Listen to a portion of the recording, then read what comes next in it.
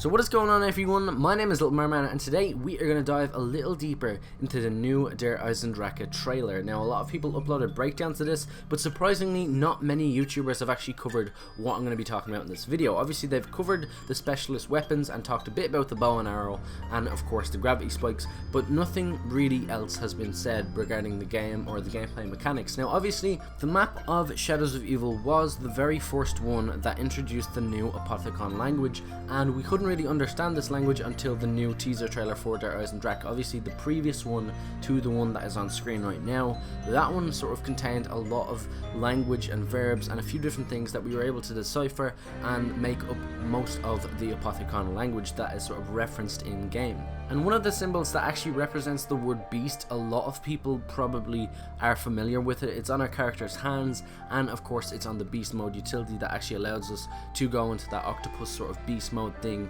in Shadows of Evil. And yeah, that's pretty much all the information that you do need to remember as we progress on with this video. And as we swiftly progress on, a lot of people picked out sort of the main things out of this trailer, which would be the bow and arrow, the blue flames, the dragons, and of course the gravity spikes. And yeah, just do remember that as well. Now let's jump right back to Shadows of Evil on, of course, the sword that we build, just a buildable, not a wonder weapon. Of course, we did have some Apothicon symbols, and on our new bow and arrow we also have two Apothicon symbols, either side, top and bottom of the bow if it's held vertically, and this is something not a lot of people actually noticed. So obviously the bow and arrow isn't a wonder weapon, it's clearly some sort of buildable gifted to us from the Apothicons, if you will, just like the sword was. And that leaves me and brings me to the conclusion that maybe this bow and arrow is something that we get after completing a part of an Easter egg, but it isn't actually the wonder weapon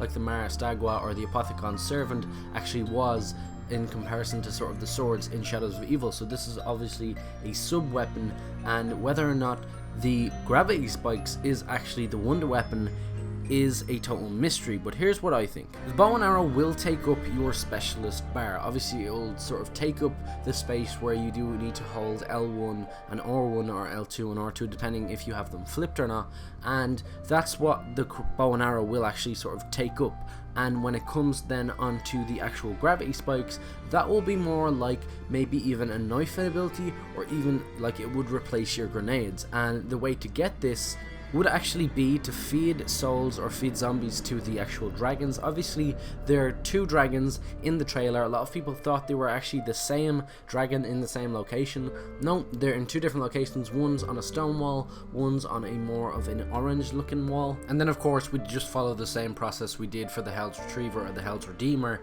in, of course, Mob of the Dead. Or I could be totally off, I could be blowing this completely out of proportion, and we are just faced with the decision to pick one. We can't have obviously gravity spikes and the bow and arrow, we must pick one. Or are they two different separate weapons? Honestly, only time will tell, and only when more information about the actual like map pack comes out will we actually know for sure. All now it's just speculation, but I thought the symbols was definitely something to take note of when sort of deciding what you actually think the layout of the weapons will be. So do let me know what you think down in the comment section below. Smash that like button if you did learn something, and of course if you enjoyed. And as it goes for that sort of blue flame thing that we seen in the trailer, I think that is just going to be a Gumball, like a temporary Gumball, like it'd be active for about 60 seconds. I can't see it being a perk or anything like that. It would be a bit too OP. I know Widow's 1 has sort of a similar thing in the way it protects your back and sides with sort of the web technique,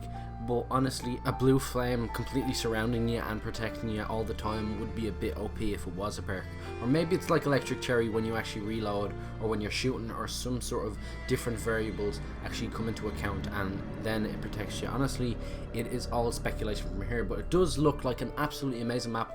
It honestly looks absolutely amazing, and I cannot wait to play it. I will be one of the very first YouTubers to actually bring you a lot of content from this map. Honestly, I'm going to be Easter egg hunting from day one, and I'm going to be streaming quite a lot in this map as well. So do subscribe and follow me over on social networks to keep up to date with the videos that I'll be posting, and of course the streams that I'll be doing. And a lot of you guys can actually hop on the stream as well, just in case you are wondering.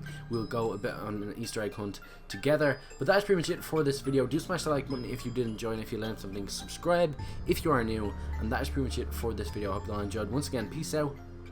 Thanks for watching.